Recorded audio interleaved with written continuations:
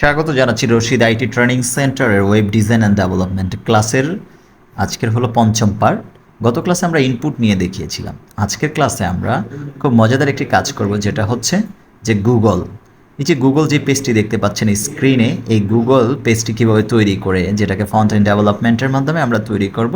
আজকে আমরা HTML এর মাধ্যমে কীভাবে এই জায়গাটুকু এই গুগল পেজটা তৈরি করতে পারি সেই বিষয়টা আমরা একটি ইমেজের মাধ্যমে আপনাকে প্রথম দেখাইতে পারি। গুগল যে লেখাটা আছে উপরে, এটা হচ্ছে একটা আইএমজি ট্যাগ দিয়ে বা ইমেজ, এটা তাই আমরা আইএমজি ট্যাগ দিয়ে ব্যবহার করব। মাঝখানে যে সার্চ করার যে অংশটা আছে, অর্থাৎ যেখানে আমরা সার্চ করি, এটাকে বলে বাটন, আর এটাকে বলে ইনপুট টাইপ, আর নিচে যে দুইটা Google search, I am feeling lucky, এই দুইটা জায়গা হলো বাটন বলে। তাহলে আমরা এটা তৈরি করব আমরা, ঠিক আছে? তো এই যে সার্চ বক্স, এই দুইটা হলো বাটন, মাঝখানের ওইটা হলো ইনপুট টাইপ। ওকে, তাহলে আমরা এই ইমেজটাকে আশা করি খুব ভালোভাবে বুঝতে পেরেছি। এখানে আমরা যে গুগলের প্রথম পিএনজি ট্যাগটা নিয়ে নিয়েছি, পিএনজি ট্যাগটা গুগল ডট পিএনজি, এই জন্য এটাকে সেভ করে রেখেছি। নতুন একটা পেজ নিচ্ছি আমাদের ভিজুয়াল বেসিক কোর্সে, গুগল ডট এইচটিএমএল। ওকে, গুগল ডট এইচটিএমএল দেওয়ার পরে আমাদের একটা পেজ চলে আসে। আমরা এইচটিএমএল এর রুলস রেগুলেশন বাদ দিয়ে সরাসরি প্রথম কাজ করি, তারপরে আমরা বুঝতে পারবো। ওকে, তো এই জায়গাটায় প্রথমে আমরা একটি ইমেজ বা আইএমজি ট্যাগ যেটাকে বলে সেটাকে নিয়ে নিলাম। ইমেজ এসআরসি ডাবল কোটেশনের ভিতরে আমাদের যে পিকচারটা আছে গুগল, এই পিকচারটাকে আমরা পিকচারের নামটা অ্যাড করে দেব। আমাদের গুগল ডট এইচটিএমএল যে ফাইলটা আছে এখানে অ্যাড করে দিলাম, লিখে দিব গুগল ডট পিএনজি। ওই তো তৃতীয় নাম্বারে ক্লিক করে দিলাম, বসে গেল, সেভ দিয়ে দিলাম। এবার আমরা একটা কাজ করি, সরাসরি এখানে গিয়ে অথবা মাউসের রাইট বাটন ক্লিক করে ওপেন উইথ লাইভ সার্ভার এই জায়গাটা ক্লিক করে দিলাম। ওকে, চলে আসছে আমাদের গুগলের পেজটি। আচ্ছা, আমাদের ব্রাউজার একটু বেশি, আমরা একটু কমিয়ে নিলাম ব্রাউজারের ট্যাব কয়েকটা। আচ্ছা, আমরা আবার ভিএস কোডে বা ভিজুয়াল বেসিক কোডে আমরা চলে গেলাম এখান থেকে। এবার আমাদের যে জায়গাটা লাগবে সার্চ বক্সটা নেওয়া দরকার। সার্চ বক্সটা নেওয়ার জন্য আমরা কি বলছিলাম, ইনপুট ট্যাগটা আমাদের ব্যবহার করতে হবে।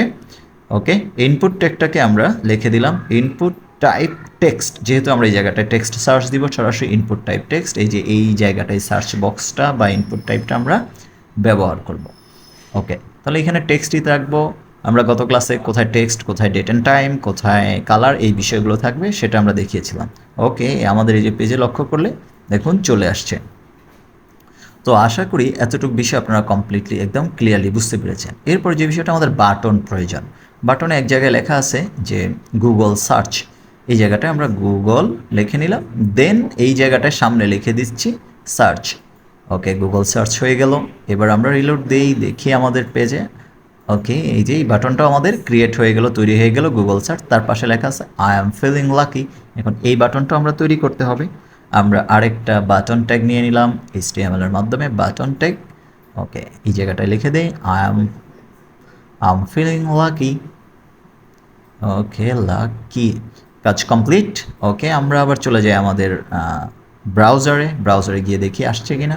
ওকে, তাহলে আমাদের ইনপুট ট্যাগ, বাটন ট্যাগ এবং আইএমজি ট্যাগ তিনটার মাধ্যমে আমরা একটা ইমেজ, একটা সার্চ বক্স এবং আমাদের যে টাইপ সব কিছু আমরা এখানে স্ক্রিনে দেখতে পাচ্ছি, কমপ্লিটলি চলে আসছে। আচ্ছা, এখন এটা দেখতে কত সুন্দর, কিন্তু আমাদেরটা তো দেখতে সুন্দর লাগছে না, যেহেতু আমরা এই জায়গাটায় পেজটাকে সাজাই নাই, HTML CSS অ্যাড করি নাই। যদিও CSS কী এইসব নিয়ে এখনও আলোচনা করি নাই আজকে। তারপর আমরা একটা CSS ফাইলকে অ্যাড করে নিচ্ছি, কারণ পরবর্তীতে আমরা CSS জানবো A to Z, বেসিক থেকে অ্যাডভান্স পর্যন্ত। তো আমাদের সেটা নিয়ে ভয় নেই। আপাতত আমরা যেহেতু CSS-এর ক্লাসগুলো এখনও করিই নেই, আমরা সামনে করলে পূর্ণাঙ্গ বুঝতে পারবো। আমি এখানে CSS-এর জন্য একটি লিঙ্ক REL দিয়ে স্টাইল শিট ডট আমাদের CSS-এর পেজটির নাম আমি লিখে দিলাম গুগল ডট CSS দিয়ে কাজ করে দিলাম। কাজ শেষ। এবার আমরা রিলোড দিয়ে দিই। ওকে, আমাদের পেজটাও এখন এরকম হয়ে গেছে, দেখতে ভালোই লাগছে, একেবারে বাজে না। বাটনটা একদিকে হয়েছে গুগল সার্চ, আর একদিকে হয়ে গেছে আই এম ফিলিং লাকি।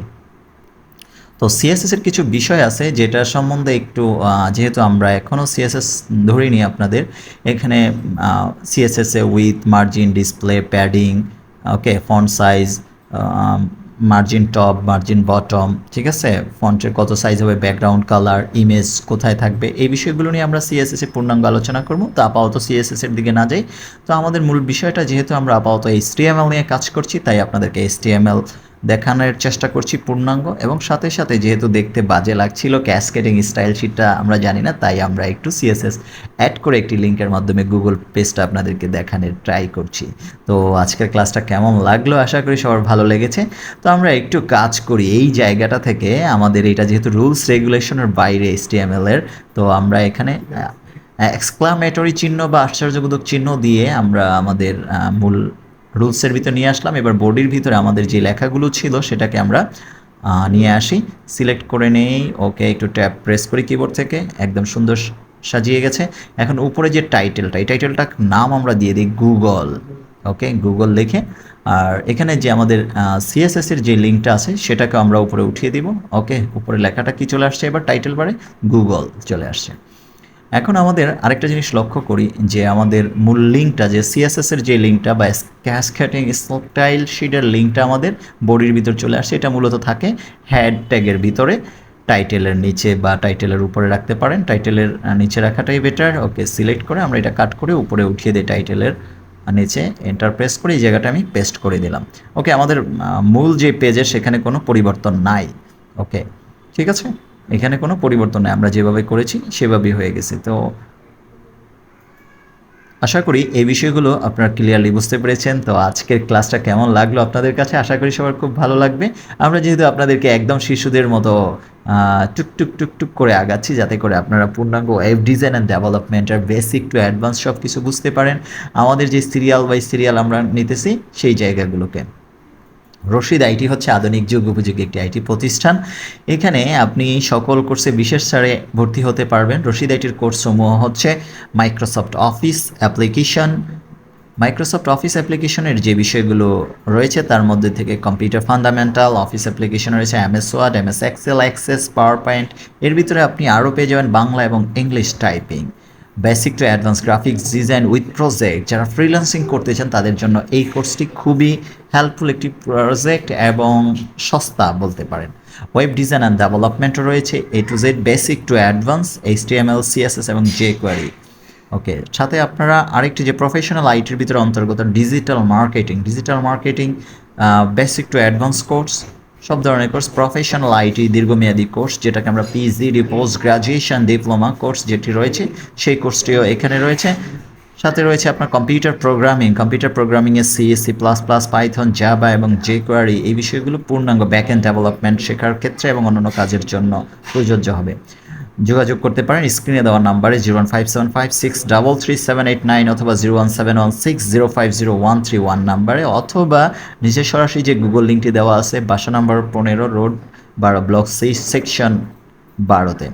তো আশা করি আজকের ক্লাসটি আপনাদেরকে খুব ভালো লেগেছে। ধন্যবাদ সবাইকে। রশিদ আইটির সাথে থাকুন, দেখা হবে নতুন কোর্সে।